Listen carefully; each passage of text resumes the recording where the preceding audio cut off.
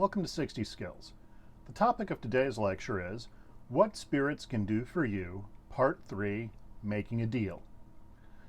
All right, in the previous two lectures on what spirits can do for you, we've talked about them coming in and disabling certain safeties within your body to allow you to do more of something.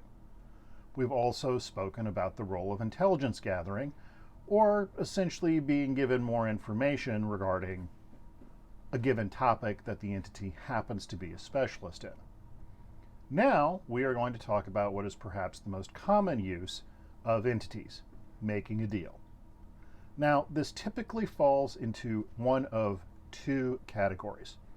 The first category is perhaps the most common use of entities and without question the least wise use of an entity. Now if you look at Grimoire Magic, over the last several thousand years, the most famous of which is the Lesser Key of Solomon, or the Lemegeton as most people understand it. It details 72 entities that can be utilized to do any number of things. Generally, the way this works is the entity is summoned in an act of evocation, and then a magician gets the entity to do something for him. Now, there's good reason to do this. The simple fact of the matter is these entities don't have physical bodies, which means they don't have breath, which means they can work on your behalf 24 hours a day, 7 days a week. And the fact of the matter is people utilize these entities, and they've largely used the same set of entities in the West since at least the time of the ancient Greeks, according to compelling evidence that Dr. Stephen Skinner has put together, is because these entities are very, very, very effective at what they do. For example, I have an associate who was involved in debt collection for quite a while. He was a very advanced ritual magician.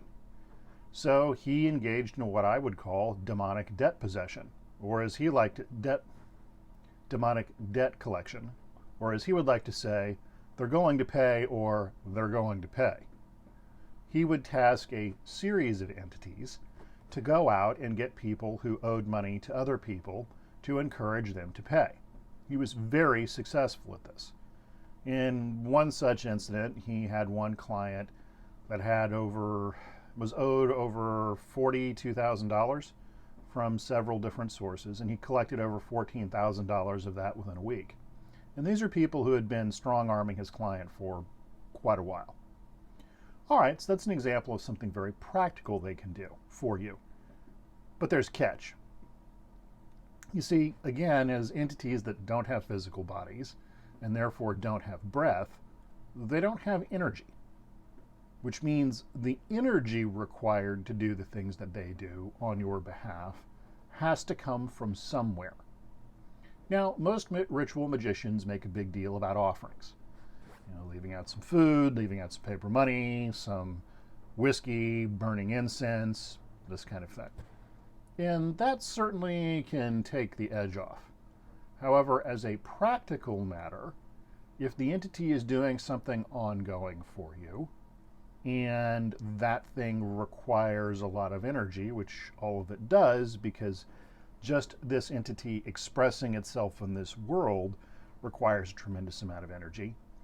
The thing that always amazes me regarding ritual magicians and people who do a lot of evocation in general, who do this kind of thing, never seem to ask themselves is, where does the rest of that energy come from?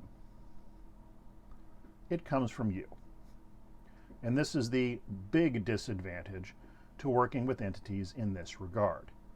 Once you start bringing an entity down firmly into the astral because it needs to do something for you, you're going to need astral energy. And astral energy comes from breath, which largely means it's going to come from whoever summoned the entity to do the work. And oh, by the way, it gets worse from there. You see, a lot of times the entity isn't just going to need energy from you. It's going to need a little more. So a lot of these ritual magicians you see wandering around have collected very large karmic debts in terms of deals they've essentially had to make with these various entities. And here's the thing. If your clairvoyance and clairaudience aren't very good, then the entity makes the deal directly on your behalf. so you don't even know that you've made it. So getting an entity to do something for you is both energetically expensive and karmically expensive in terms of the entanglement you're now going to have with the entity. If you prefer a more physics-based arrangement, it's about gravity. The more you work with the entity and the more closely the entity has to draw from you to make something happen, the closer a connection you're going to have with that entity. And that connection, by the way, continues to exist after you die.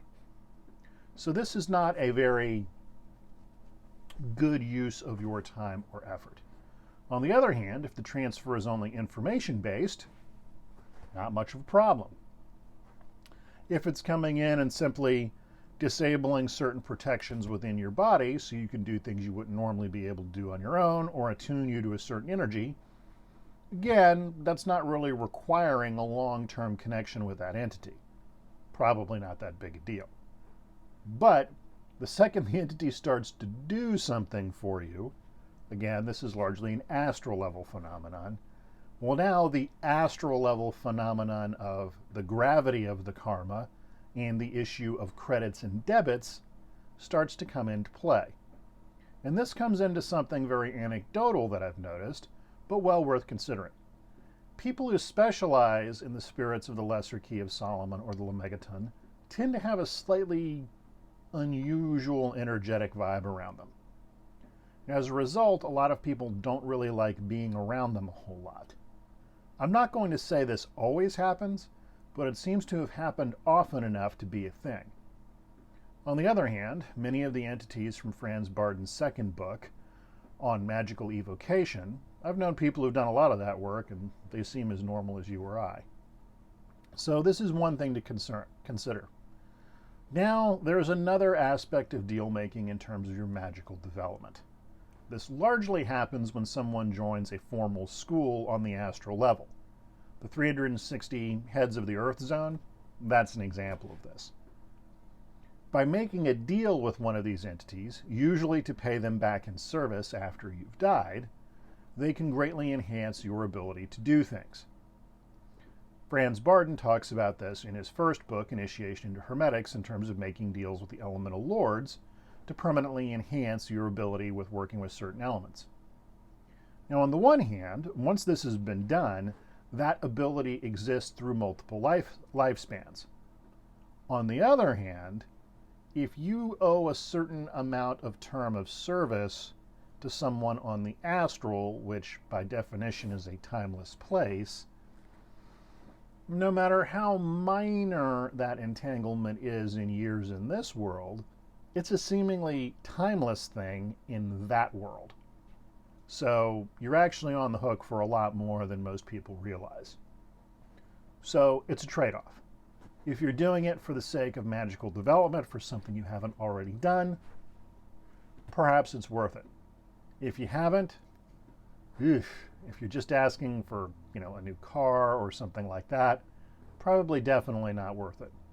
If you're asking to get revenge upon your ex because they did you wrong, really not worth it. So these are some things to think about when it comes to entities and having them do things for you. So I hope you enjoyed today's lecture. If you did, please hit the subscribe button down below and give us a like.